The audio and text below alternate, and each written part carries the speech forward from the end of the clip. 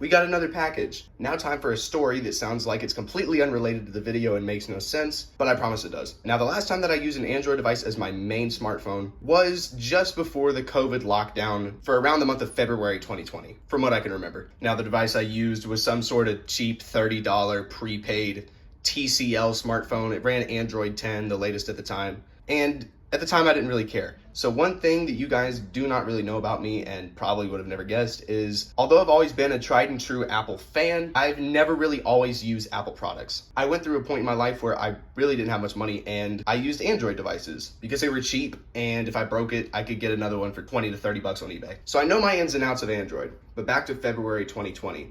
The phone I used was, of course, very low quality, very cheap, just like most of the other Android phones I've used. And because of that, I've never really gotten a very solid Android experience for me to actually reflect on. So I've always really thought of Android as a slow, unusable, shitty operating system. But that's mainly just because my only Android experiences have been with phones like this. This is the last Android device that I used. This is a Motorola Moto E5 Go that I bought and unboxed on my YouTube channel in August of 2020. Now, I did not main this device as my main smartphone, but I did use it as a secondary for a while. But the last time I actually mained one was in February 2020. But since then, Android has changed a lot. Android 10 is completely different than the latest Android 14. So I decided that I might as well give Android another chance. I've had this iPhone 14 Pro for so long, and I'm starting to get sick of it. I have no complaints about the device itself. I absolutely love it, but I've had it for so long, and I'm so used to it that I've just been longing for a change. I'm planning to upgrade to the iPhone 16 series, specifically the 16 Pro Max, but I needed something different earlier. So I decided, why not try Android again? So after the long backstory, inside of this package is a Google Pixel 6 that I got my hands on for $105. Now, I still don't have my knife, so it looks like we're using an old kitchen knife again. We'll go ahead and slice into the package and go ahead and pull out the Pixel 6 itself. It looks like it is wrapped up with some cardboard and bubble wrap, but we can just go ahead and pull it out of this sleeve.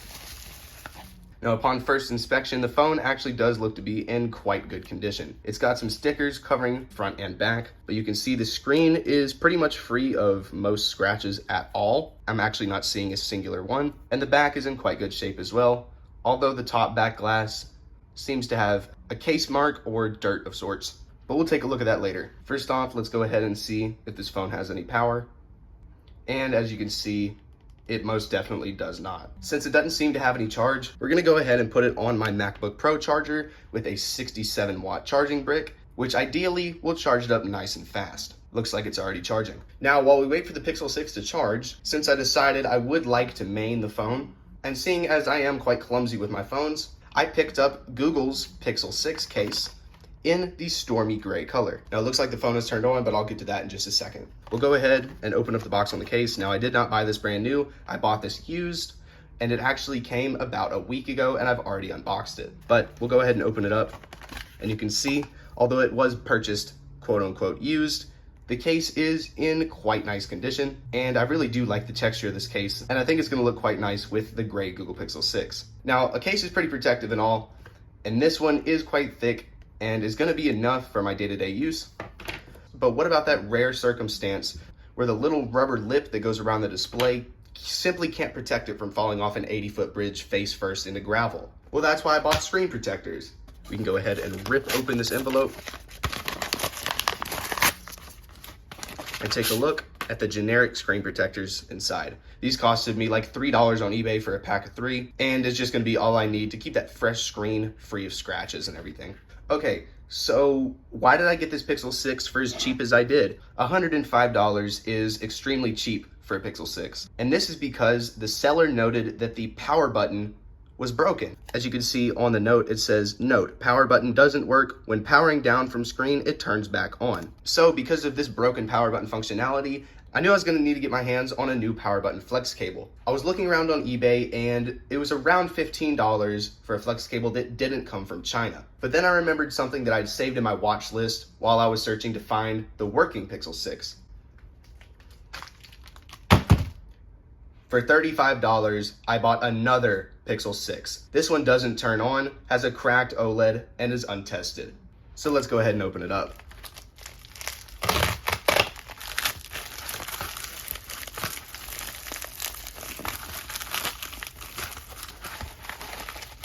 go ahead and pull the Pixel 6 out of the bubble wrap. And I actually did buy both of these phones from the same seller, although they did ship in different packages because I bought them about 15 hours apart. Go ahead and pull the second Pixel 6 out of the bubble wrap and cardboard sleeve. And as you can see, if you thought the condition of that other Pixel 6 was really nice, this Pixel 6 appears to be absolutely mint. There are no case markings up at the top, and the only damage I could find is this teeny tiny mark on the side of the phone, whereas the other one has some pretty serious marks on the side of it. Now, another thing that caught my eye about the Pixel 6 that I bought for parts is the fact that there is no serious wear around the USB-C charging port, whereas on the working one, there's some pretty serious paint wearing. But you got that right, I bought an entire second Google Pixel 6 just to take the power button from it, and most likely the housing. But there's one little issue I noticed right after I plugged in the working Google Pixel 6. And that is that the power button works. It's not broken, which is now really confusing me. But I am gonna go ahead and disconnect it from the charger, power it off from the shutdown menu, and see if it does power back on. And as you can see, it is not powering back on automatically. If I hold down the power button, the Pixel starts back up. And now I'm about as confused as I could possibly be because I bought this thing with a broken power button, and it seems to be a fully working Google Pixel 6. And I know they didn't send me the wrong phone because one of the things I noted in the listing photos was that extreme wear around the charging port, but I am most definitely very confused. Anyways, I'm gonna give this phone some time to charge up, and I'm gonna think about what could be going on right now, and then I'm gonna get back to you guys. A few moments later. Okay, so after messing around with the Pixel for a little bit, I have noticed absolutely zero issues. I tested out the fingerprint scanner. I have disabled the fingerprint lock now, but I have noticed zero issues with the Pixel. It seems to be working absolutely perfectly, but due to the very minor cosmetic damage with the case markings and wear on the sides, I have decided that unfortunately I am still going to be doing a housing swap on these two Pixels, as this one is in significantly better condition, and that little mark simply rubbed right off.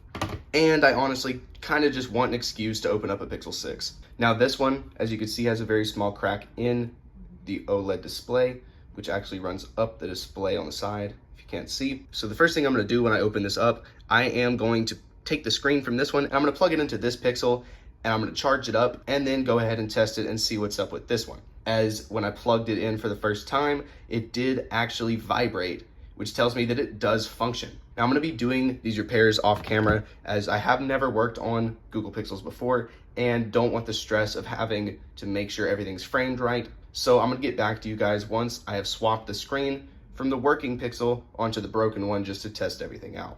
20 minutes later. Okay, here we are with an update. Now, the AMOLED on the other Pixel 6, the one that I bought for parts, got absolutely destroyed while I was removing it from the phone. But that's okay, it didn't work to begin with. This is the Pixel 6 that I bought. It was fully functioning.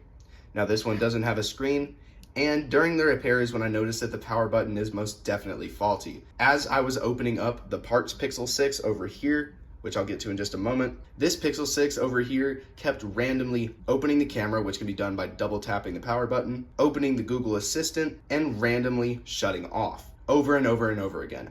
You'll hear the Assistant come up at some point. The power button also stopped functioning. I could not get it to open up the power menu, so I just had to wait for the Assistant to show up and tell Google Assistant to shut down the phone so I could actually power it off. But now I have the good working screen on the other Pixel 6. It has booted up, and apparently the reason it's in such good condition is because this phone is an X Store retail model. As you can see, it has all of the Google Pixel demo stuff on it. And if we go to settings and about phone, you can see that it is running Android 12. Now clicking on the build number as I try to enable developer options simply takes me to the demo configuration options. And this is actually really cool. This is the last thing that I was expecting to see with this broken Google Pixel 6. Now I'm not sure if I'm able to reset the phone because of, there goes the other Pixel yet again. Now I'm not sure if I'm able to reset the phone because of this demo configuration, but I think I'm just gonna leave it how it is. Now I'm most definitely completing this housing swap as this one's in much better condition and actually has a working power button in it. But this is definitely something really cool to see. Now, my original plan was to sell off the parts phone at the end after I've taken what I need from it, but at this point, I may end up keeping it and putting another screen on it, and then going on to resell it. But right now, I'm gonna go ahead and finish this complete housing swap, and I'll get back to you guys once that has completed. Many minutes later. All right, about an hour and a half later, here we are. We have one Google Pixel 6, 128 gig with a dead screen that just so happens to be a store retail demo model. And we have another Google Pixel 6, also 128 gigabyte, that is now completely fully functioning and no longer has a glitchy and unusable power button. So as for this one, I was planning to just immediately turn around and sell it for parts for more than I got it for, as I know I can get more than $35 for this, but I've decided I'm actually most likely gonna hold on to it and put a new screen on it and then sell it off. Or maybe I'll keep it, who knows? But as we're getting to the end of the video, this Google Pixel 6 is going to be my main phone, temporarily replacing my iPhone 14 Pro for most likely the next 2 or 3 weeks. I just want to try out Android, as it's been quite a long time, and I just want to see what all has changed and whether I find it better than iOS or not. So depending on how this video that I'm recording right now performs on YouTube, I may make a video after a week of using this, just giving my thoughts on Android as an iOS user switching to Android for a week, but that's dependent on how well this video performs. After this video, I'm going to go ahead and put the tempered glass screen protector on this phone to keep it in nice shape, put it in a case, give Verizon a call to transfer my eSIM, and get started with using Android for the first time in over 4 years. So here we have it, a $105 Google Pixel 6 with a broken power button that I managed to fix up by purchasing yet another Google Pixel 6. Kind of an interesting video, something unusual for my channel, but we all gotta do something different sometimes. Anyways, thank you guys so much for watching, and if you're new here, please consider subscribing, as of right now, only 16.9% of my viewers are actually subscribed. So if you're new, please consider smashing that subscribe button, as it'll really help me in reaching my goal of 5,000 subscribers. And please ignore my cracked up screen protector and beat up case on my iPhone 14 Pro. I dropped this thing more than I'd like to admit. Anyways, enough rambling. Thank you guys so much for watching. Comment, like, and subscribe. And as always, peace out, guys.